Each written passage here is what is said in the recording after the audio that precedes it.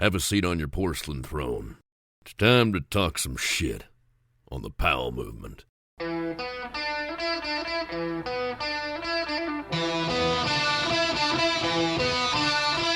Welcome to the Powell movement. I'm your host, Mike Powell, and you're listening to this as I'm on spring break. I did 4 days in San Diego, and now I'm in Palm Springs for some much-needed heat. While I love skiing in the snow, when you live in Seattle, trips to the sun are needed for sanity, and I've been looking forward to the sun for a while. The sad thing is, ski season is pretty much over for us. We'll get 2 more weekends at the summit at Snoqualmie, and I think that'll be it for us. And what a season it's been. Things seem to be a lot more normal at my mountain, which was refreshing, and that wasn't the case for the Mega Pass holders. And you know what? I think it's going to suck for them again next year. While some changes are being made, it won't be enough to alleviate the pressure that greedy big skiing has created. And you know what? I wonder what's going to happen with skiing across the pond, as it looks like Vail has started their buying process of resorts over there. And my dumbass had the perfect opportunity to find out what was going on over there as I interviewed legendary British skier Paddy Graham this week. While Paddy gives us a ton of insight on how to make it from the dry slopes of England to sponsorships in the big mountains, I wasn't smart enough to ask him what is happening over there with the mega passes and the management of ski areas in Europe. I'll have to ask my next European about that, which means it won't happen for a while. But that's okay. Most of us who are listening are in North America and don't ski over there anyway. But I do talk to people from there, and this week, as you know, I have an amazing guest in Paddy Graham. And before we talk with Paddy, I want to ask you to subscribe to the podcast wherever you listen, tell your friends about the show, and follow me on Instagram at The Powell Movement. And I have one final announcement. I'm hiring. That's right. I'm looking for a part-time social media person to help me grow. The way I look at things, I have the best podcast in skiing. And I know it sounds cocky, but I really believe this. And it's because of my conversation skills. They're really the only skills that I have. And that, combined with the fact that I put so much time and research into these things, you know I'm going to deliver a great podcast every week. The one area where I feel like I'm hurting is my social media presence. So if you have a social voice that lines up well with the Powell Movement attitude, please email me at mike@thepowellmovement.com and we will figure out how to take this best-in-class podcast and make it more relevant in the social space as well. If you can help make a difference, please let me know. Finally, I want to thank my amazing sponsors who make the show happen. Please support these brands. They are Stanley, Rollerblade, Peter Glenn Ski and Sports, Elon Skis, and the 10 Barrel Brewery. Now, let's talk with Paddy Graham.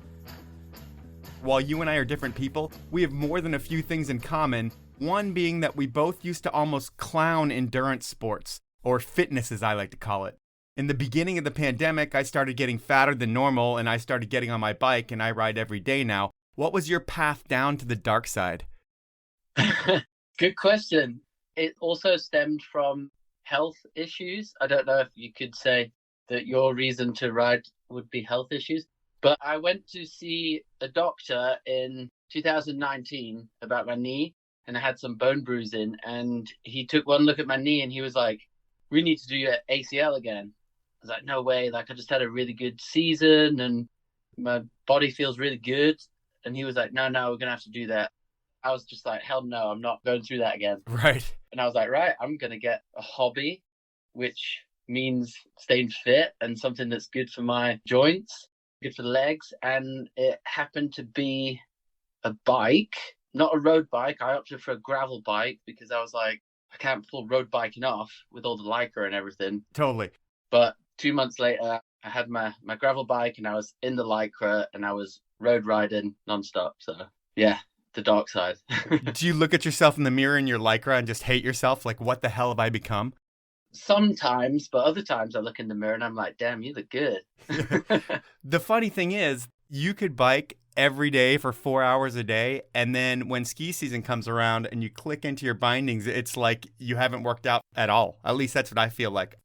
I know, like, you feel great the whole summer riding the bike and you're like, oh, this is really good. And then, yeah, like you said, you put skis on and you're like, wow, there's no training you can do that gets you fit for skiing apart from skiing.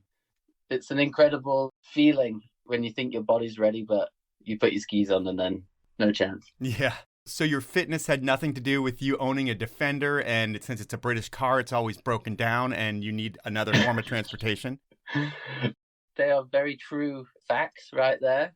But no, the bike was purely there to try and fix my injuries. Fair enough. And speaking of injuries, you're in the middle of rehabbing one right now. What's going on with your knee these days? Yeah, 5 or 6 weeks ago, I partially tore my MCL in my left knee. I've had 2 surgeries previously on my right knee, ACLs and meniscus reconstructions. So I had my first injury on my left knee this time. So I've been working with the guys at Red Bull. They have an incredible facility in Austria, in Salzburg, which is about 2 hours away from where I live in Innsbruck. And I've been spending 3 to 4 days a week here, getting fit and trying to get back on snow before the end of the season, which is creeping up very fast. Yeah, it really is. And when you hurt your left knee and you've had a history of hurting your right knee, is it almost like a good thing? You're like, great, I didn't blow my right knee again. At least it's just MCL on the left knee. Kind of. It's like, all right, that one's still fresh, so it's the first thing. But yeah, when I crashed, we were hitting a jump. It was like my second day out filming this year. Oh. And I just landed really weird on a powder jump in another track and just kind of fell obscurely, I guess, and felt something pop. And I was like, oh shit, that's my other ACL. Yeah. But I got up and I was like, okay, it doesn't feel that bad. But I was still quite a ways away from the ski resort, like in the backcountry. I was like, okay, I need to get out of here in case it gets worse. Because if anyone's ever had a knee injury, I guess they know that the longer you wait, the worse it usually gets. And there's nothing like having a knee deteriorate in real time and being stuck out in the backcountry like, holy shit, I got to get out of here before things get really bad. Yeah, before it starts swelling up like the size of a grapefruit or a melon, who knows. It's crazy how big a knee can swell. I mean, I had a big infection when I had a knee surgery, and my knee, I would say, was at least 4 times the size that it is now, and it's just like crazy that the knee can even do that. Yeah, it's nuts. Like, I mean, if you play around with your knee and like move the kneecap around, there's a lot of like excess skin around there, right? I mean, it just fills up. It's like such a big joint. And yeah, I remember the last surgery I had, they had to extract some fluid that was there, like the next day after the surgery. And it was the most horrible thing I've ever experienced. I'm like making a cringe face right now because I had that too. And I don't think there's anything worse that I had than getting that big needle to pull the fluid out. And the fluid's so like thick and viscous that it doesn't want to come out of your knee. At least mine was because it was infected. And it was like the worst pain and the worst thing I've gone through. And it's obviously a long needle, but it's like pretty wide as well. Nasty. Yeah, man. Whenever I go get a cortisone injection now, the doctor doesn't realize how I freak out whenever I get a needle in my knee, and I try to explain the infection that I had. But it's one of the few things in life that scarred me is that needle going in my knee. How does the cortisone work for you? Is that good? My knee was locked up a couple years ago, and they gave me a shot, and within 10 minutes, I could walk again. Oh, wow. Yeah, I've only had it done once, and it definitely took away the swelling really quick. I mean, it worked like a charm, but I think if you do it over and over, it's really bad for your knee. Yeah, it wears out, kind of. Yeah, but I did it once. We don't need to talk about knees, especially my knee, because no one really cares about mine. We're going to talk about you when you were born and raised in Sheffield, meaning you're British, and you guys had the Sheffield Ski Village. But when I think about England, I think every kid grows up thinking about playing football and wanting to be we call it soccer, but playing football. And Sheffield has the oldest football club in the world. Was that a huge part of your life? Yeah, my brother is a big football fan. He supports Sheffield United. In Sheffield, there are actually 2 main teams, Sheffield United and Sheffield Wednesday, and they play in blue and white stripes or red and white stripes. Sheffield Football Club, which you mentioned, yeah, they're the oldest football club in the world, apparently. And I think they're more of a Sunday league now. But growing up, yeah, it was all football, cricket, rugby. But I just had no talent whatsoever in football. So I left that up to my brother. I played rugby into high school and cricket as well. I really enjoyed both of them. But yeah, in those years when I started high school, I also found the dry ski slope in Sheffield. And yeah, I guess that changed my life forever. Before we talk about those life-changing moments, I want to talk more about Sheffield in general. And I feel like the most famous person to come out of Sheffield, at least to me personally, is Bruce Dickinson. Is everyone in that town an Iron Maiden fan? Yeah, I mean, I guess Maiden are pretty big. My mum told me she was at a party once when she was younger, and I think it was a New Year's party or a Christmas Eve party or something, and he was there. He's from Worksop, which is like also the same side of the city which I'm from. So when I read his autobiography, I was pretty stoked to hear that. But there's a lot of good music and a lot of good bands from Sheffield, Arctic Monkeys, which everyone knows now. Yep. Human League from Sheffield. The drummer from the Human League, he lived on our street when we were younger. The Don't You Want Me Baby song. Yeah, I remember like an old school band. Exactly, yeah. So if you have the drummer of the Human League living on your street, I'm guessing you don't live in the poor part of Sheffield, because I would guess that the drummer of the Human League can afford a decent place. What did the family do growing up? So that was the first house we lived in, which was kind of in the suburbs of Sheffield City. And then I guess I was about 4. We moved to the outskirts of Sheffield, closer to a town called Rotherham. And it was kind of, I guess, a little bit more rural, I guess. I mean, we didn't live on a farm or anything, but there's a few more green spaces around. And everywhere that surrounds Sheffield, it's all like coal mining towns. So really working class? Yeah. And with you, it's not like you grew up skiing like we said. I know that your parents had skis around your house, so you saw them and you were always kind of curious about them. But it wasn't like you guys were going on ski vacations or doing anything like that. And you end up getting into skiing at around age 11. And I believe the reason that you're going skiing is because there's a school trip that you really want to go on, and it's a ski trip. In the US, we have a lot of that shit too. You have these trips where you get on a bus and you go somewhere. But your ski trip is a bunch of kids from England, and they're going to go ski in Vermont. That's fucking crazy to me. Is that really why you started skiing, was because you wanted to go on this trip to America to ski? Yeah, so I spoke to my dad about it recently, actually, and he said that initially I wanted to go on the ski trip because it was in America, and I wanted to go to America and experience that. Because we're the best? I'm kidding completely. Because, yeah, like as a kid growing up, all the music's from America. It's all like skateboarding, extreme sports, and that kind of culture. And I guess I was quite drawn to that from TV, I guess. But yeah, the time came around and I went to the ski slope to learn for a couple of days in the summer before I started high school. So then when the ski trip came up at school, I'd be like, yep, I can do that. I want to go on it. And it was actually like a toss up between going to Italy or to the US. And people were like voting on it where they wanted to go. And it ended up being Stowe, Vermont. So we went there. That was the first time I got to ski on snow. And yeah, we like flew into New York, took a coach up there. We went to the Ben and Jerry's factory.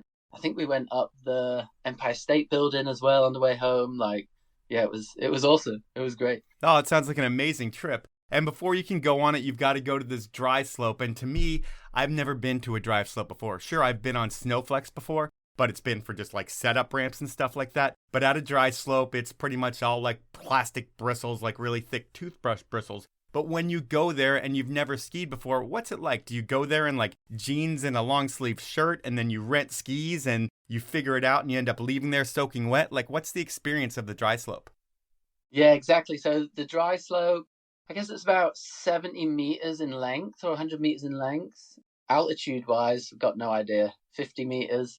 And in Sheffield, it was one of the biggest in the country, actually. And they had like their little lodge at the bottom there. They built it on a disused tip.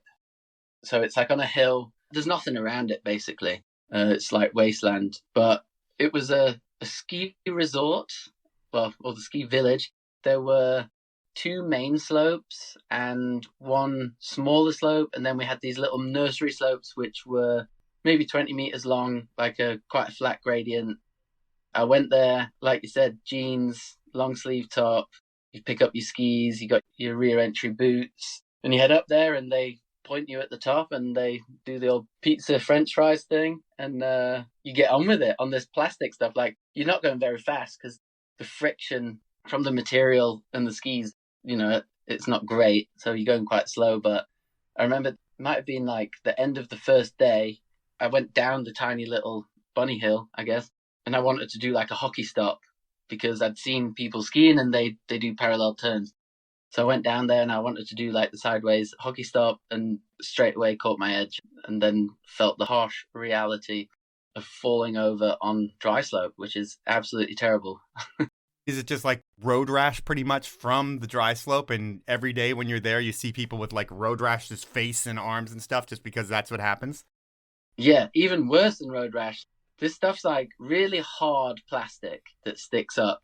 And there are two different types. There's like the matte-in snowflakes. It's like a continuous piece, kind of like AstroTurf. Okay. And then the older version of the slope is called Dendex, and that's like these diamonds. So yeah, it's a really, really like hard, stiff plastic that sticks up, which basically catches on the edges, but in between there are the holes, and that lets you get some speed up, I guess. But if you like fall and you get your thumb or your elbow or something in one of these holes, yeah, it's catastrophe. Like there's so many broken thumbs at dry slopes. Huh. It's nuts. And I've been on Snowflex before, and it works and everything, but what I found was you don't try to set an edge on it at all. You kind of just put some little bit of edge pressure on it, but you can't really try to set your edge. So for kids like yourself, when you figure out stuff at the dry slope, and then you start learning how to do tricks, you can't set an edge. Does it make you learn tricks totally different than you would normally? Yeah, I mean, it's not even learning tricks. It's like learning to ski. You don't really learn to use your edges that much because, well, you can't hold an edge on it. It's like skiing on ice, basically. Yep. So I had a terrible ski technique for many years from the dry slopes. But yeah, if you do try to engage an edge, especially on the snowflakes, you can end up all over the place because it just chooses one of these routes through the bristles and you don't know what's going. So it's kind of like flat basing and skirting around and trying to slow down, which was interesting in Sheffield because we had a fun park made from snowflakes. We had moguls, a half pipe, jumps, rails, quarter pipe, and a cornice drop, an artificial cliff drop. Yeah, amazing. It was amazing.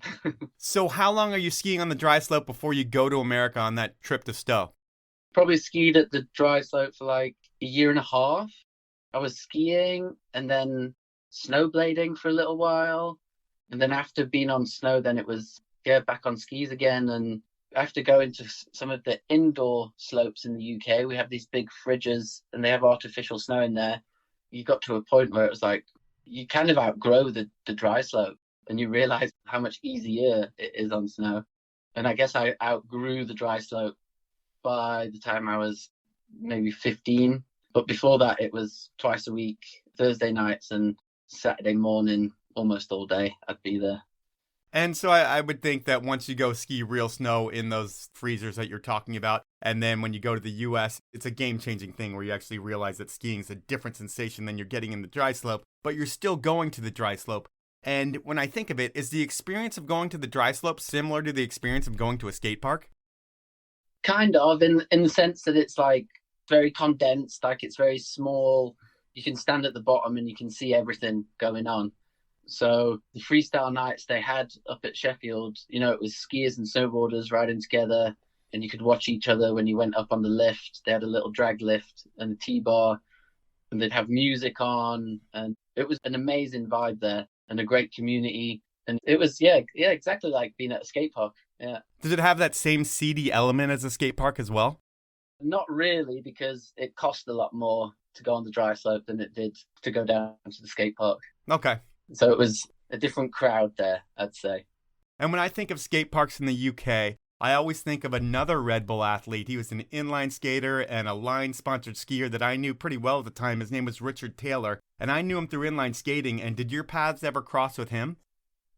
Yeah, Richard and I were on the line team together in the UK, and it was amazing because there were already a couple of rollerbladers that would ski, and they had such a different style, and they had all these progressive tricks and different rotations. And when Richard started skiing, like, he blew everyone away. Like, he won the British Championships, and he made a big impact on the scene when he started riding. He only skied with us on the scene for a couple of years before he died, unfortunately. Yeah, I like to bring him up as he truly was a special athlete. Like, he dripped style and was super creative, but the person he was is like one that every other athlete wanted to be around and thought was the coolest person ever, and every parent loved as well. And he wasn't one of those like party guys or anything like that. He was just a genuine like cool person / rock star all built into one. Did you kind of see that as well, or was that just my perception of him? No, he was the most infectious person to be around with his attitude, and he was so happy, and he always said, "It's all good." You know, that was his catchphrase, his motto. And slap his fingers together like he was packing a dip. Exactly, exactly, yeah. He really influenced a lot of people skiing, and I'm still really good friends with his brother as well. His brother skis a lot, and yeah, they're a great family, and yeah, he's definitely still remembered within the free ski scene as well as the rollerblade scene, I'm sure. Yeah, so when a dude like that dies, and you guys are all pretty young at that point, what does that do to everyone's psyche? Is it like just a total punch to the stomach and you got to figure out life again? Yeah, I mean, I remember the day finding out, my friend, he must have sent me a text message and he said, "Oh, I've read in the newspaper that Rich died." This is before like any internet or social media or anything like that. And I remember riding my bike to Sheffield, which, don't know, maybe it's an hour and a half away from where I was, to try and find this newspaper and see what it said, to find out if that was true. And well, it was. And it definitely hit everyone hard. And I mean, it was the first kind of person around us who did pass away doing something like that. So yeah, it definitely had an impact on all of us. And yeah, it was a sad time.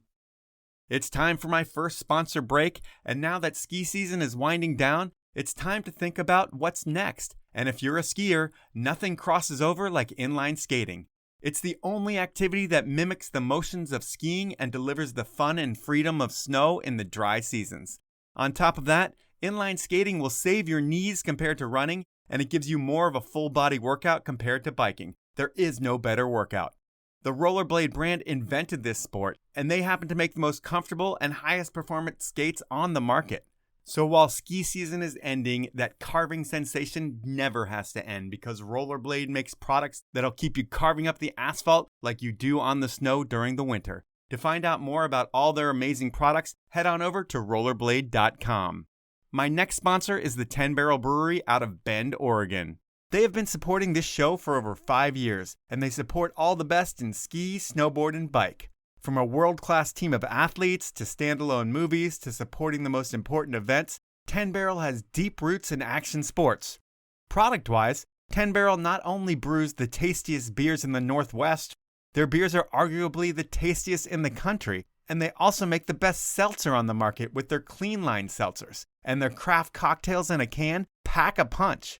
And it should be known that if you want to enjoy any of their amazing products, do it outside, because that's what 10 Barrel wants you to do. Drink beer outside, because that's where they play. So next time you're at the store, pick up a 6-pack of 10 Barrel and support the brand that supports the sports we love. To find out more, head on over to 10barrel.com. My final sponsor this round is Elan Skis. I've been skiing on Elan for the past 2 years, and I absolutely love them. Why? They are lighter and more playful than any ski I've been on in the past decade, but they are also rock solid underfoot when I hit the gas.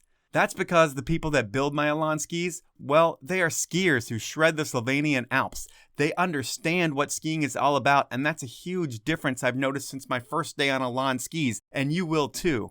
I mean, there's a reason the brand is building a cult following in the US, and that reason is their skis are better. It's that simple. If you get a chance, demo a pair of Elan skis before the season ends and you're going to be a believer. I highly recommend my quiver of two, the Ripsticks 96 and 106. So if you can get to a demo, check them out. If you can't, you can find out all about the whole range of Elan skis over at elanskis.com.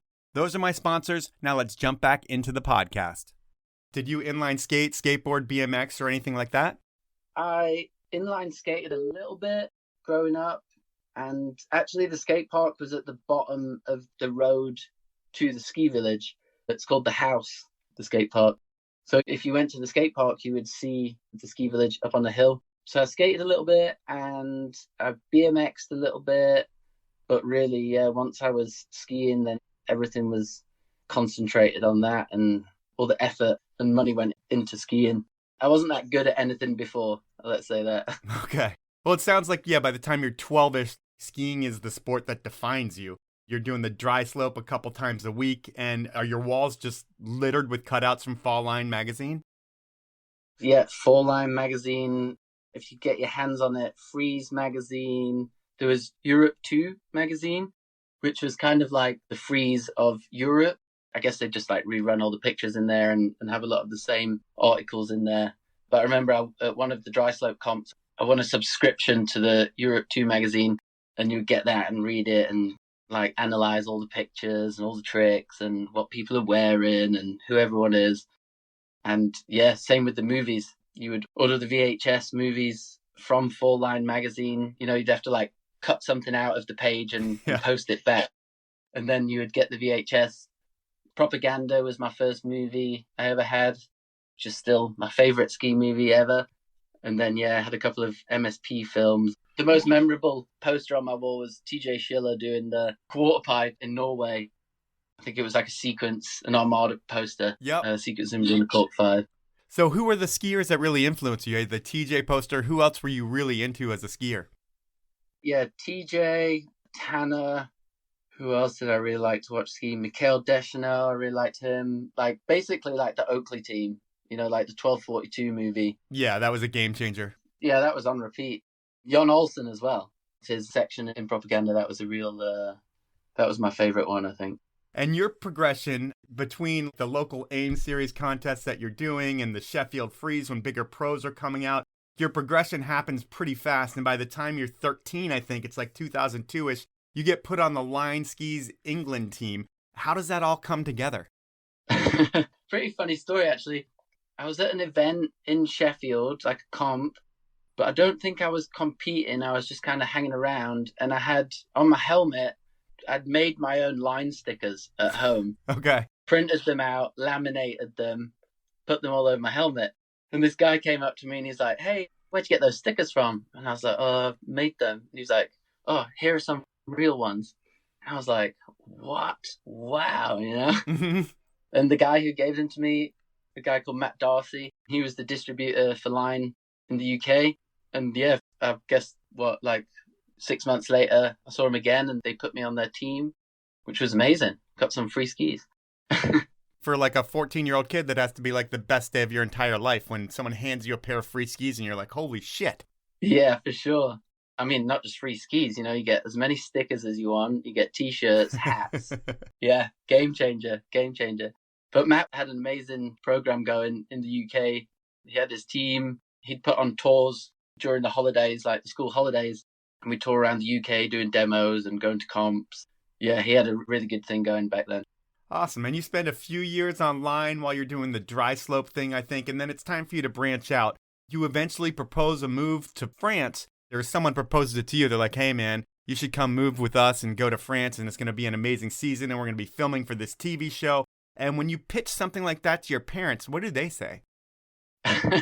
Yeah, so that was me as a 16-year-old kid, just done my GCSEs at school. That's like the end of mandatory education in the UK is 16. Oh, I didn't know that. I don't think it is anymore. I think it's 18 now. But okay. It was 16 then. So once you'd done your GCSEs in high school, you could stay on at school and do another 2 years and then go to university.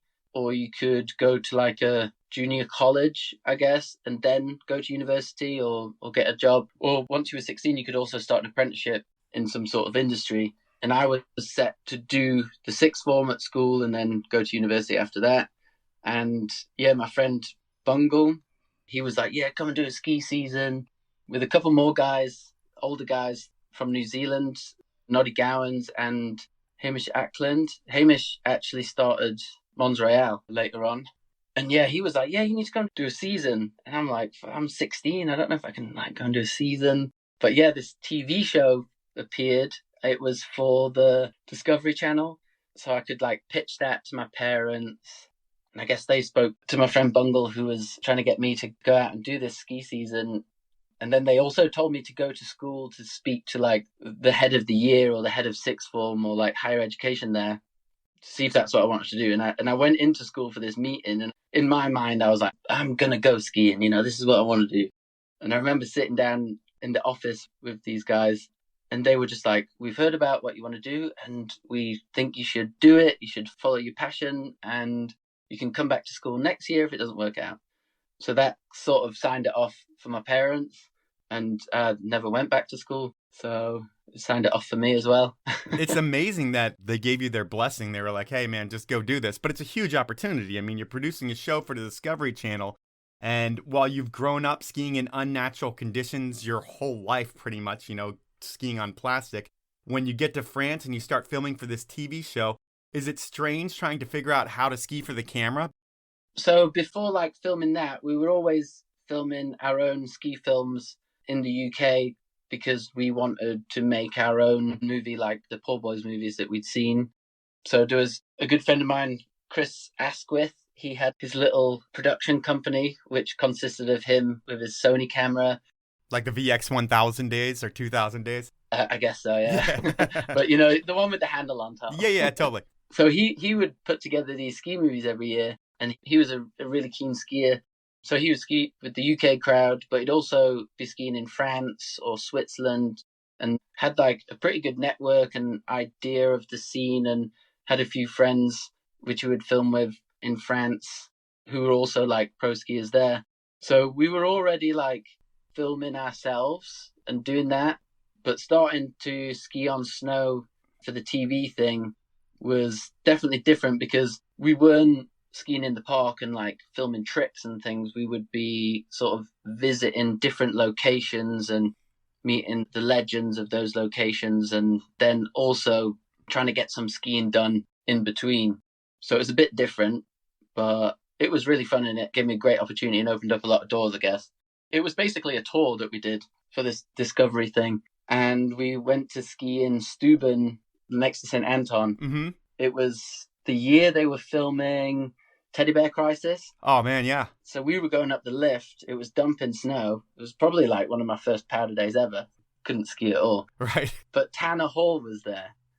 And we were like, who is that down there? Is that Tanner Hall? Oh, my God, And one time we came around at the bottom of the run, this tiny little rickety two-man chairlift. Tanner Hall stood there and he's like, yo, what's up, guys? Yeah, man. Best day ever. And that was one of the first times I met one of those guys from the movies. And I was like, all right, those guys are real people, They're out there doing it. So you get to meet a legend like Tanner there and you're 16. But what's wild to me is that you said you were traveling around to all these places and meeting the legends. And being that you're a 16-year-old kid who's skied on real snow here and there, but you're not used to skiing in deep powder. And now you're with these dudes who are older than you. A bunch of them, I think, are Free Ride World Tour guys. So they've skied gnarly shit, and they're taking you, I would think. They don't care that you're a 16-year-old. They're like, hey, we're going here, you're going to go here, and you have to figure out how to ski in powder, how to land in powder, how to ski gnarly terrain. And is that just like a crazy learning environment, those first few months being with those dudes? Yeah, those guys are really cool because they taught us a lot of snow safety stuff, how to use our beacons, how to look at terrain, and how to act and move in the mountains. I remember one day we went skiing. It was Noddy and Hamish. They were taking some photos, hitting a cliff or something. And there was all the slough coming down over the cliff when they were hitting it. And I was like, oh, avalanche. And then they were laughing at me. That's not avalanche. That's just slough. And they'd always be making jokes. Oh, look at what jibbers do with their avalanche shovel. They put stickers on them, So they were really good to us and taught us everything. And obviously gave us a hard time because we were dry slope skiers and we couldn't ski very well. But yeah, we were learning and having a good time. And yeah, wow, that's a long time ago. It's funny to think about that. And I would think you're either being funded by your parents or you're working shitty jobs in the summer to save up enough money to be able to do stuff during the winters. Is that kind of how it worked? Was like, you're going to go live in France and ski all winter and you're pretty much a ski bum and hopefully you're making a little money through Discovery Channel, but I bet you're not making too much. But then in the summer, you're doing different crappy jobs just to pay for skiing? Yeah, exactly. We had like a little bit of money coming through ski sponsorship, not much. I don't know, £500 or £1,000 or something. I don't know. But yeah, the first couple of years, my dad, he would help me out a lot and pay for the accommodation or something like that. But yeah, summertime, it would be, working on a caravan site, doing the gardening. Another guy I ski with, Andy Bennett, his grandparents owned a caravan site. So he would like employ 3 or 4 of his friends to come do some gardening for them, like just labouring work, and then slide us some cash on the side. And then I was working at the local supermarket. I was originally employed to be the trolley collector shopping cart. Do you judge people that don't bring the trolleys back to the shopping cart area? Because I sure do. Yeah, but back then it was my job to go collect them, so it was great, Okay. Stack them all up and get a big train going.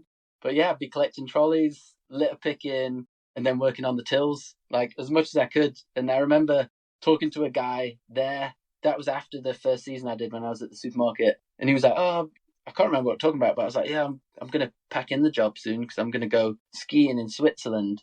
The look on his face was just like, wow. Like, he was like, yeah, good for you. Yeah, you go do that.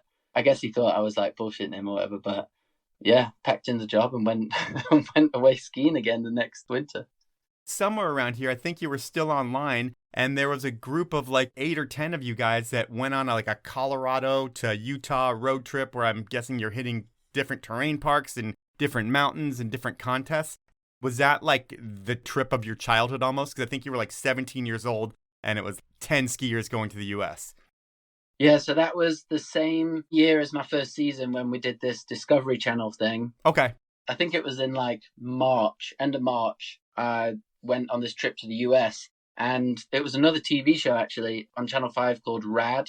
It would air at like 8 a.m. every Saturday, and it was called Grom's Ride the Rockies. The presenter of the show, Christian Stevenson, he's an American guy actually. He lives in London. He was like an MC and hosted TV shows and stuff, or hosted events as well. He approached me in that fall and said, "Hey, how old are you? We're going to do this sick trip to the US, tour around. It's called Grom's Ride the Rockies. We're taking 2 skiers, 3 snowboarders. How old are you?" And I was like, "Well, I'm 16. And by the time we do that, I'll be 17. And he's like, "Oh man, I don't know if you'll be a Grom then." And he's like, "But we'll make an exception. Like, you can come." So it was 3 snowboarders.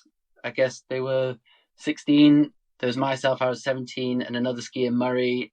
Oh, he must have been like 13 or 14 then. He was tiny. But yeah, we did this road trip from Denver to Salt Lake City in Winnebago's. But we arrived in Denver, and like the mayor of Denver took us out for dinner. We went to some bowling alley and then had a steak with him after. And it was like a proper tourism gig, that they hooked everything up through. And we went to Winter Park, Keystone, Breckenridge, went up through Moab, and then to Snowbird, Alta, Brighton Ski Resort, and Park City. What an incredible trip. Yeah, it was unbelievable. Unbelievable. Carnage. Absolute carnage. And for kids who are hitting a bunch of terrain parks and features, and I'm sure that was a big part of your skiing back then, when you get to the States and you get to see what we're doing here in terms of what we're building, is that mind-blowing as well? Because I think we were a little bit more progressive in the building of terrain parks early on, and that was when I consider early on. Yeah, leaps and bounds. It was literally like the parks in Europe were almost hand-shoveled, and then we got to the States and it was just like going into like a brand new shopping mall, and it was all shiny and, everything worked. And, to hit jumps, it was like, yeah, you just go straight into this, or you do this, do that. And I mean, I probably knuckled all of them back then, but yeah, it was amazing. And also they had boxes. It wasn't just like sketchy rails that you'd have in Europe. They had boxes and like all these crazy features. It was amazing, especially seeing Breckenridge for the first time and seeing the big jumps there. It was really impressive. Yeah, that was the spot, I believe, at that point. It went from like Keystone to Breckenridge to Keystone to Breckenridge, and then I don't even know where it went from there. But one thing that must have been different than your European resorts and places that you went are the rules. Like here in the US, we have ski slow signs and areas that you can't go, where in Europe, it seems like you go wherever you want and the liability's on yourself. Don't mess up. Was it weird to see all the rules that had to go with skiing here in the US? I think the first time visiting the US, I didn't really notice that much. Obviously, there would be like lifties scanning your ticket every time at the bottom, which you didn't have in Europe because everywhere has turnstiles. Okay. And like the contactless electronic lift tickets. So I guess that was the biggest difference, that you would have someone there at the bottom and they'd talk to you and scan your ticket and whatever. And I mean, yeah, there were these guys in red or yellow jackets around telling you to slow down, but you didn't really pay much attention to them back then. I mean, the biggest thing is that you guys don't put the bar down on the lift. Right. That's insane.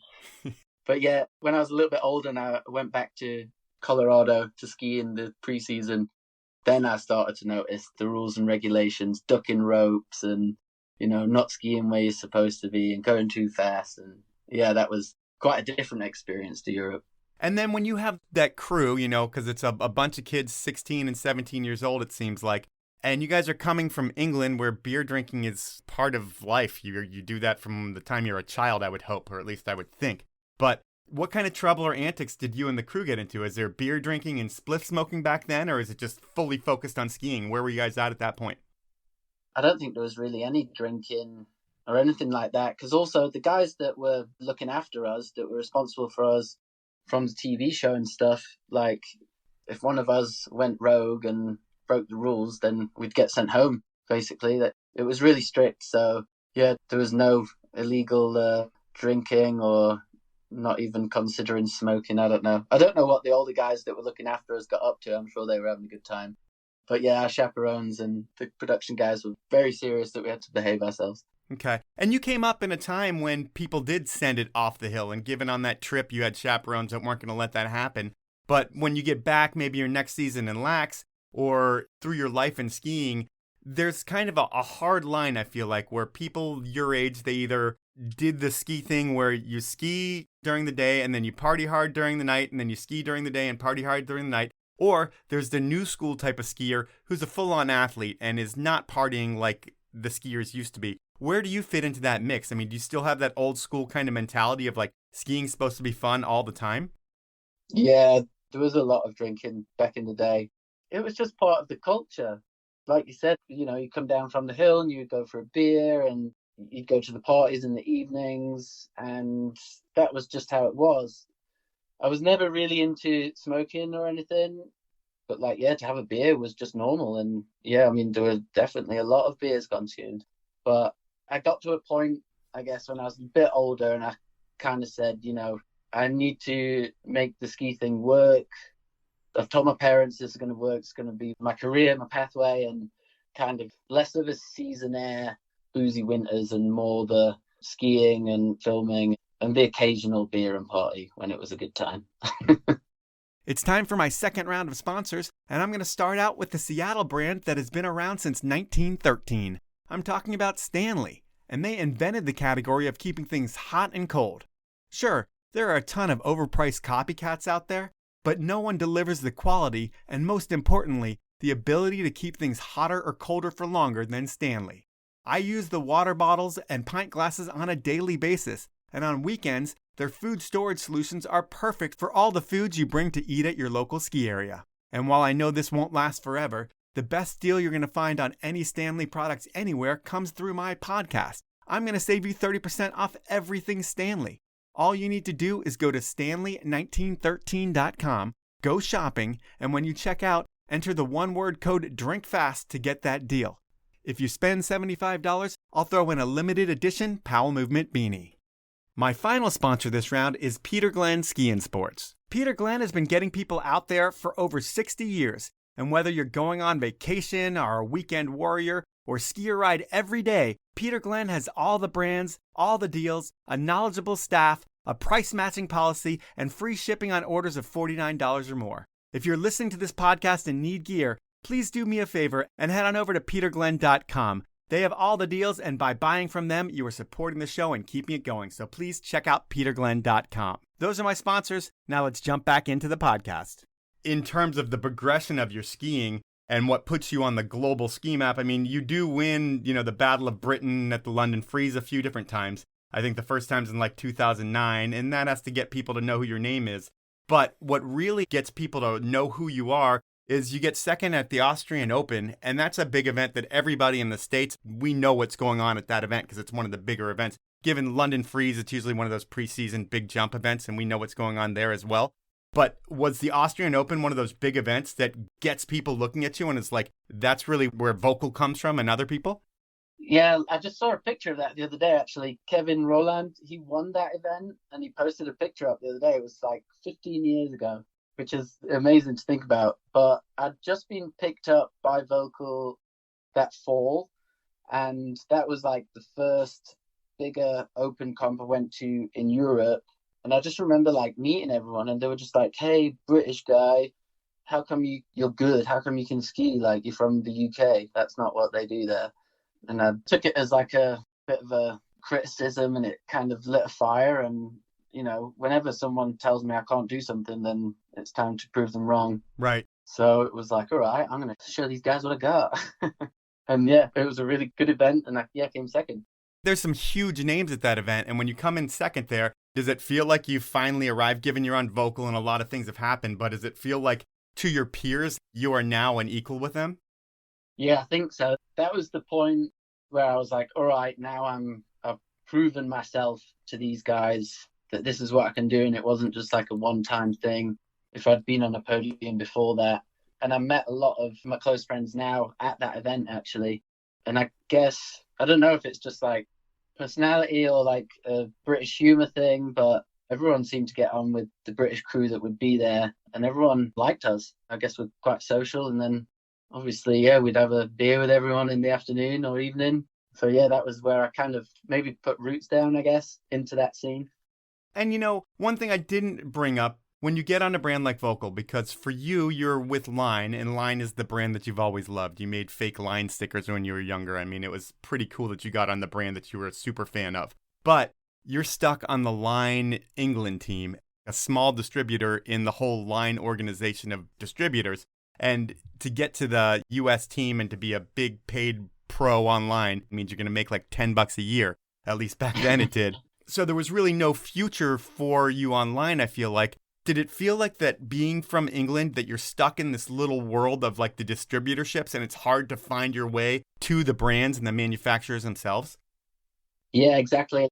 I guess after like that first season and meeting a lot more British pros in the scene and whatever, I realized that, yeah, to make it, you had to get to the actual brand itself. You didn't want to be emailing a distributor or a salesperson that's, busy going to shops and stuff in the UK. Like they don't give a shit about you. So it was really like getting a foot in the door at a real brand, talking to the actual company. And at that time when I met the guys at Volkl, Line had been bought by K2. So Matt, he lost his distribution of the brand. So everything was kind of up in the air. We didn't know what was going on. There were no skis for us, basically. And I got some Armada skis in between that, because the guys who own Armada back then, they were British. They had an agency in London, Sports Vision. And I met them at a few events. And I remember sitting down with them. We had a London ski show every year. So you'd be doing demos 5 times a day in a plastic quarter pipe or on a jump or something like this. And I remember sitting down with one of the guys from Armada then, and they were like, yeah, we might not be able to give you that much budget, but we have a great team and we can open up a lot of doors for you, and we'll get you out in the States skiing with the pro team, which sounded amazing. Like Armada were kind of like the new Line brand. Yeah, I mean, they had a stacked team. Yeah, I mean, they were the hot shit back then. But I also, at that same show, I met a team manager called Alex Zika. He was the team manager in Europe for Volkl, and I don't know what it was that he said to me, but he just made a lot of sense in where I wanted to go and what I wanted to do. And, putting my foot in Europe, like, I guess he was like, don't conquer the States, like try and conquer Europe first and then go big kind of thing. But it's impossible to go from the UK and then try and have a name in the US, I guess. So there's that step in between of Europe. And so I went with the European brand, and well, I've been with them ever since, and never really got over to the States that much after that anyway. What's weird is that K2 eventually bought them. Exactly, yeah, it's full circle. And then I think they've kind of split off from them since, but you're part of the Marker DeBello Volkl family, and that's a great sponsor. But when I think of your big sponsor, it's Red Bull. And I think for any Red Bull athlete, the most exciting part of getting onto that brand is the day that they get their helmet, because it's usually done in a special way. And was there a special way that you got yours? So they've been supporting me for a few years, but without branding, until the point where I got a helmet. So they would give me some cash to help me go on trips. You want to go to New Zealand in the summer? All right, we'll pick up your flights for you. Things like that. But they weren't making you wear any logos? No. You had to earn that, that's for sure. And I was already 21 or 22. And everyone said to me, "Oh, you'll never get branded by Red Bull because you're too old. You know, they only sponsor people who are 18 or upcomers and things like that." And the year I blew my knee, 2011, we'd been filming for the Legs of Steel movie, and I put together like a really good part, I guess, like a lot of backcountry shots, and we've been to Canada, and really put a lot of effort into that. And I remember I was on crutches, and the guy, my team manager at the time, called me and said, "Hey, the international guys have given us the green light for you to get a helmet next year." Which for me at that point was like, why would they do that? Like, I've got a broken knee, I've got a broken shoulder. So it took a while for it to sink in, but then, fuck, man, the first day you go out and you've got that helmet on, you feel like you're the king of the mountain. Have you worn a Red Bull hat or helmet on your head pretty much every day of your entire life since that year? Yeah, exactly. And now, you go riding in the snow park and you're like, oh, I've got this Red Bull helmet on, everyone's looking at me. And you're hitting the jump and doing some 540s or 720s or whatever, and it's like, oh, everyone's staring at me. Dude, it doesn't matter where you are. If you're walking through an airport with a Red Bull hat on, anybody who's in the know knows that if you're wearing one of those hats, you are a professional athlete, and everybody's going to be staring at you. And there is kind of a pressure, I would think, by just being on that program. Yeah, I mean, yeah, obviously you're wearing it off the hill as well, so you have to behave everywhere you go in. But yeah, I mean, the pressure's on there, but they're also like a great brand to work with. Like, if ever you want to do something, they're going to try and make that dream or that challenge that you have come true, those projects. And I mean, not only that, they're supporting you in your fitness and recoveries from injuries. Like at the moment, I'm missed half the season almost, and I'm at the Red Bull HQ training to get back on skis. A lot of other brands, if you have an injury, you're like, oh, fuck, they might drop me. No, they treat their athletes better than anybody else in the business from what I've seen over the years, and they consistently have done so. When people get hurt, they stand by them. The only thing I don't really hear about with Red Bull, and I'm sure it happens, but no one hears about it, is when people get dropped, because I guess you just never hear about them again. But I can't even think of anybody from Red Bull that got dropped other than Tanner, and he got dropped because he was just being Tanner, and they had a disagreement of how he was being himself. But that's whatever. But one thing that they do, I don't know if they push you into doing it, but I think they ask you if you want to go for the Olympics, because the Olympics is going to happen in Sochi. And it seems like you're kind of branching off into backcountry stuff, although you're still doing the London Freeze type stuff. And is Red Bull the reason that you decided to make that Olympic push? Just because they were like, yeah, you should try to do that. And then you're like, yeah, I guess I will. Yeah, I guess so. Like when the Olympics came in, we would go to like those independent slopestyle events or like the park events. And the rest of the time, we would be out filming. We've got our own ski movie projects going on with Legs of Steel. And the Olympic thing came around like 2 years into that. I don't think I'd even competed in the slopestyle event in, 6 months. And that came around. And it was like, all right, Paddy, like, you can do this. It's a really good thing. It's the Olympics. You'll regret it if you don't do it. And I remember sitting in a meeting in London with the Red Bull team manager at the time, and Pat Sharples, he was the head coach.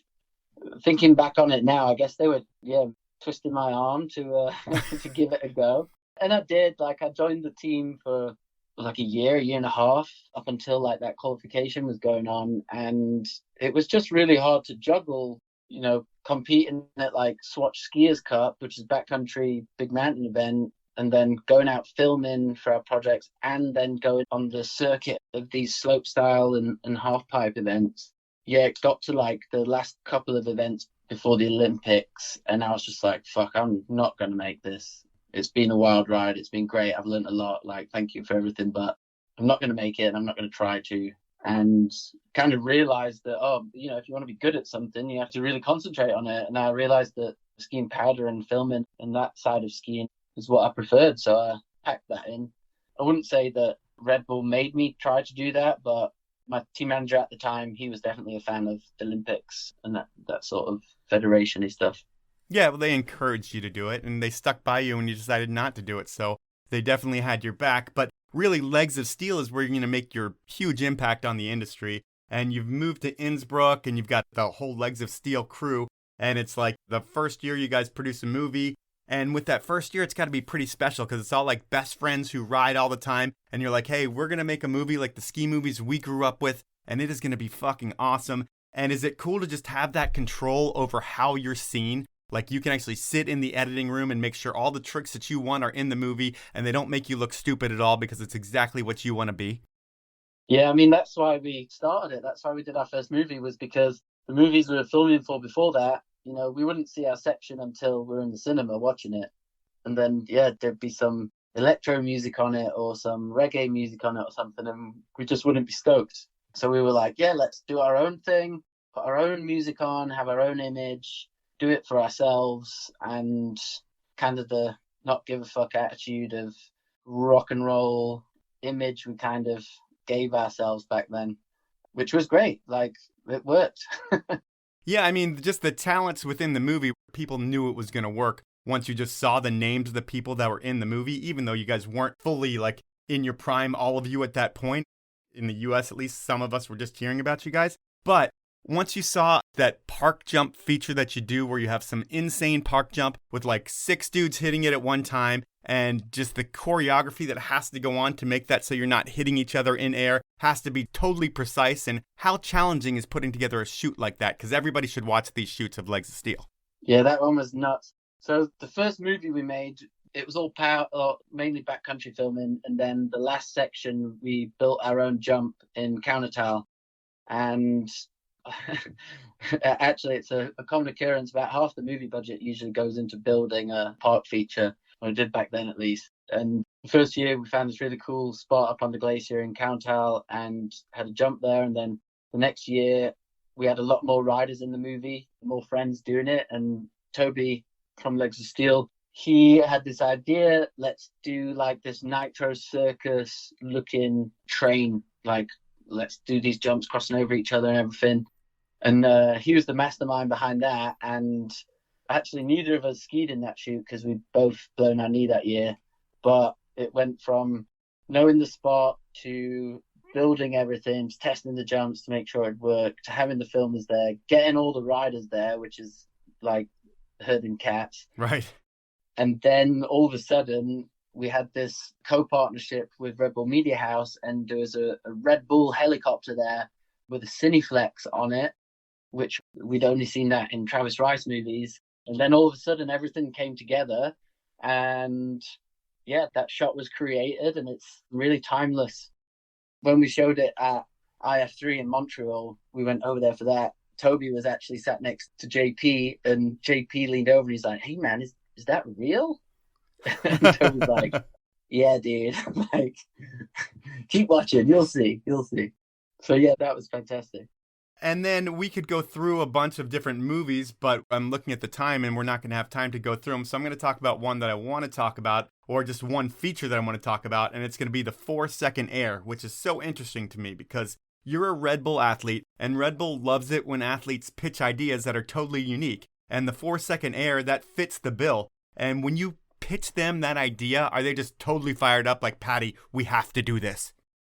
I remember, we had the idea from one of the filmers we worked with, Christoph Torrensen. He used to be a professional snowboarder back in the day, and he was part of that crew with David Benedict, and they kind of made that first Jon Olsen invitational looking jump where the knuckle was as high as the takeoff, and it was like a lot safer. Yep. And he said, "Oh yeah, we always would measure in airtime, and we always wanted to make this big jump, and it never happened. Like, why don't you guys do it now? It's like 10 years later, everything's advanced. You can use more physics, science, and more technology." And I don't even know if we'd found the spot or not by then, but we talked to Rebel about it, and they were just like, "Yeah, that sounds like a great thing. Like, we'll definitely back it." And then, yeah, we found a resort partner that was willing to do that and that could have enough snow, and like the terrain worked for in-run and things like that. And 6 months later, I was stood at the drop-in of the biggest jump you'll ever see. It was absolutely insane. Yeah, they were pushing the snow for that thing for, months. And actually the village below the jump, because it was like on the side of the mountain. Yep. They'd called the police because there was this huge pile of snow up there, and they were like, "Is that going to fall down? Is it going to slip down? Is it going to be an avalanche?" Yeah, it was pretty nuts. I had that in my notes to ask you about that because I thought that was kind of a joke that they thought it was going to be an avalanche, but I guess that's true. The cost for something like this, when you're pitching this to Red Bull, it has to be a couple $100,000 to do this jump from start to finish, from flying everyone out to getting all the cameras and everything there to pushing the snow to paying the resort for their time and space. I mean, it's a serious investment from the brand. Yeah, definitely. I mean, one thing that was in our favor was that we were already producing the ski movie at the time. So we'd already got budget from that project, and we could kind of collaborate with the brand to be able to get some more budget to make that happen. And obviously we had other partners from the ski resort to another external brand that came on to help pay for things and to get it together. I mean, it's not like it was a 5-star hotel at the bottom and we flew in a helicopter and went up there and hit it. You know, it was an absolute mission to get it done. And it was an adventure. It was a bit cowboy, but yeah. And while most jumps are built and guinea pigged, was this one all based on math and science? Like, it is so big that you can't just have anybody guinea pig it. You actually need to look at the numbers. On paper, it was, yeah, exactly. We had a piece of paper with the dimensions of the jump. And I remember it, there were 3 lines of this like airtime curvature kind of thing. And there was one airtime that went to kind of like the knuckle and it was like 3.8. There was another one that went to the sweet spot, 4.2. And then there was another line on this computer graphic that kind of went to the bottom of the land and it was like 4.8, something stupid. And they calculated from the degree of the takeoff, the table length, and then the landing degree on how fast you had to go. Like this tabletop was 48 meters. Like when you stood on that thing, it just didn't make any sense. So we were like, the fuck are we doing here? And the takeoff was 13 meters high. Like it was insane. Yeah. But you know, we'd made the steepest longest landing ever. So it was going to be safe. That was like the thing. So if you went a kilometer faster, you would drop down further, but the landing angle was so steep that it would be fine. All of that on paper is great, but when you're there on the day, you've got baggy clothes on, there's a bit of wind, it's end of April, so snow conditions aren't ideal. That piece of paper went out the window pretty fast, and it was just like, all right, who's got the balls to try it first? How many people backed out of it? I guess there were 6 or 7 of us, and 3 of us stood on the in-run at the top when we went. And we've been doing these speed tests on the in-run, and we were hitting like, I don't know, 120 Ks, and then having to stop before the jump, which is very hard. Because if you fall off, you get hurt, right? Yeah, exactly. You don't want to be doing that either. It was more like catching an edge trying to stop after that. But you couldn't see how fast you were going on the way in. So you'd like stop and then you'd go up and you'd be like, okay, that was 106, that was 114, that was 120. And I guess after a while, it was like, someone's got to do it. I think I'd done the least amount of in-run checks. And I was like, oh, one of the other boys is going to hit it first. Tom Rich was up there and Lucas Yoas. And they were like, no, you're going to hit it first. This is your thing, man. I was like, fuck. All right. So I stood up there and it was like the most nerve-wracking moment of my life because it's just a jump. You know you've got it. Like you felt the takeoff and you felt the tranny and you believe in yourself. And it was just at one point, you know, it was just like, all right, then let's go. Let's get it out of the way. And I hit it the first time and yeah, cleared the knuckle, landed at the top of the landing. Like it was like being shot out of a cannon. It was insane. Like it was the most incredible feeling ever. I've not really talked about it that much since because a couple of days later, we went too fast on it and ended up in hospital. But yeah, wow, what an amazing feeling. Like being in the tranny and then you see the lip coming up and then all of a sudden you get the view behind it and then you just poof, orbital. And you're like, damn, I hope I'm going to land somewhere good now. But yeah, that first one I did. Yeah, the first one you did and you landed. I don't think anybody landed on day 2, right? So the first day, I went first, landed.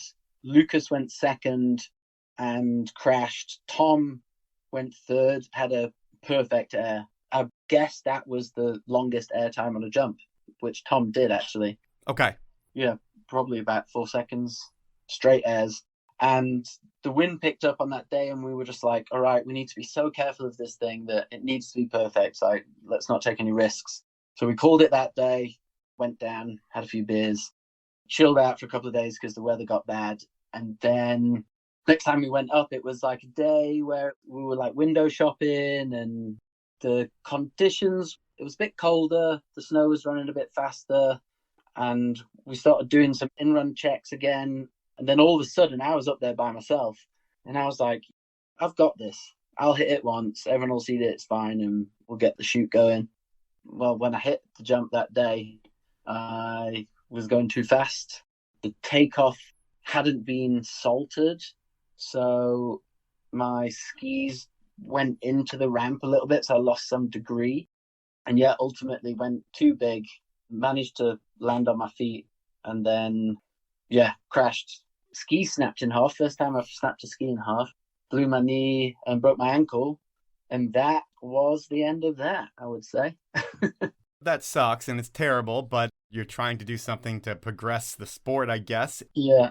When you're talking to Red Bull about it after the fact, they can look at the project as it wasn't a success. It didn't go as planned. You know, there was an injury and you guys didn't get exactly what you wanted to get. While the folks there, while they want you to get it, they're not going to be mad that you didn't by any means. But when you come back to them later on for other gnarly projects, does it make them think twice about them? Not really. Like, there's always a risk in every project you do. You know, it could be an injury or weather shutdown or anything like this. And what we'd created was very calculated and we believed in it. And they obviously believed in it. Like, after the crash that I had, my team manager, he drove me to the hospital after I was released from like the local doctor there. He was like, you know, don't worry about it. You know, obviously there was a lot of pressure to do it, but that's just how things go sometimes. And we deal with that. It's not like, oh, you can't do that. You said you could, and, you know, you get the boot. So it was very nice because obviously I was really scared of being the failure almost, but it didn't turn out like that at all. And, you know, they rehabilitated me the first time, got me back on skis, and then, you know, it was back to shredding powder and filming, and I didn't suggest trying it a second time. Yeah, I wouldn't think so. Yeah, I mean, if anyone's going to go out there and attempt that, then be very careful, man. It's like, wow, yeah. And actually after that, Tom hit the jump again, and he came up short, which on a 48-meter table, when you're coming up short, that's a hell of a knuckle. Yeah. So the boys, you know, they wanted to carry on the project, but yeah, conditions didn't allow. Maybe it was too late in the year. And one of the photographers actually that was there, Paddy Graham, he said to me, he was like, I know it's not the right time to say this because you get injured and it didn't work, but thank God the jump didn't work, because if you guys would have started sending tricks on it and then like someone to crash on a trick, like you're probably landing at 100 kilometers an hour, you know? Yeah. He just said like, he's happy that that was the outcome. It wasn't any worse. And I think we all look back on it as that was the outcome. It wasn't worse. And then after that, it's back to Legs of Steel, and you guys have a project every year. It seems like there was a 2-year project within there. And then with Red Bull, you're getting in front of the camera, doing some stuff on the Freeride World Tour. And then you also got your new project with them, where you're going to different people's places or different people's towns and interviewing them and skiing with them. What's the new project called? It's called Dropping In. Dropping In. And so I'm going to tie this whole thing together with Inappropriate Questions. And this is where I get somebody that you know to ask 3 inappropriate questions. And I was lucky enough to get someone that was on the Dropping In show with you. And he is maybe one of the most controversial people in skiing right now, just because he says what's on his mind. And I love him for that. I think that's the greatest thing, even though I don't even agree with him half the time. And he's right now in Indonesia. He lives a charmed life where he surfs, and then he lives in Europe and skis with you guys. But I'm talking about Ahmet Dadali. He was actually only planning on asking you 1 inappropriate question. I got him to ask you 2, so you're going to go with 2, and I think there'll be some questionable answers from you. So I'm going to jump into question number 1 from Ahmet right now. Yeah, so Paddy, we had a pretty good team Volkl bonding experience. I believe it was the first day of IF3. Could you maybe tell us a little bit about what that entailed and how the rest of the night went? I think there's plenty of things to talk about that went on that night. So, yeah, maybe a little detail. Bring it on, Paddy. IF3, I believe that was in Annecy. I think it was the High Five Festival. Was he back for that? Yeah, he was. Well, yeah, as I say, I like to drink beer, but I don't smoke. But on this one time, we tried an edible substance. Okay. A brownie, because everyone was like, oh, we're not going to drink tonight. So we all ate these brownies, and I was feeling all right, actually. It was the first time I'd eaten anything like that. But I won't name him or name them. There were a couple of other guys that got hit pretty hard and we had to carry a few guys home. And yeah, that stuff doesn't wear off quick either. So it kind of set the tone for the rest of the weekend, which was pretty fun. Pretty funny trip. All right, his second inappropriate question plays off of that, so I'm going to go play it right now. I'll follow up to that question. That special ingredient came along with us on one of our trips in an RV, and how that night ended up. I think a couple of us probably thought we were going to die. Can you explain the antics of that night? Yeah, I remember we were playing Uno, like pretty mellow game of Uno, and then all of a sudden it was like, wait a minute, how long have we been sat here? Is it my go? Have everyone waited for me for an hour, or was that like 2 seconds? Yeah, that was a down day, and yeah, we partook in another skier's home creations, and yeah, I had to go to bed in the other RV. I remember like flying through the galaxy, through the whole universe for a while. But an unnamed filmer that was with us, I guess his side effects of those products lasted for a good 36 hours. Oh, jeez. He did not have a good time. But he was, we're adults, we can handle that. But it was a fun experience for sure. All right, so he gave 2 inappropriate questions. I like to do 3, so I'm just going to make one up as we go. And my final inappropriate question for you will be, I guess Americans go to Europe to ski all the time. And when they leave this country, they almost think, and I'm not going to say all of them, but a lot of them kind of act like the rules don't apply to them. Like you get somewhere and it's like party time. What's the dumbest thing you've seen an American do in Europe? Yeah, I mean, like you'd see it at like the European Open back in the day and at film festivals. Like people come over, maybe, I don't know if the beer's stronger over here or you're just not used to drinking as much. I don't know. But like, yeah, a lot of the American guys would get pretty drunk, maybe start fights. I know one athlete, we were at an event in Budapest and it was his birthday, or his birthday was before the day of the practice. It was like, oh, where is so-and-so? And no one's seen him. Oh, it's his birthday. And then, I don't know, he showed up later on. He's like, oh man, I've been in the police station because he was drunk and he opened up a car door, slept in there. And then I guess the owners came, found him, called the cops, and then he got taken off for being drunk there. But that doesn't only happen to people in the States. It happens to Europeans in America as well. Yeah, I've had crazy experiences, not myself, but friends being picked up by cops, being drunk. Like, if they didn't know exactly where they were going, then drunk tank.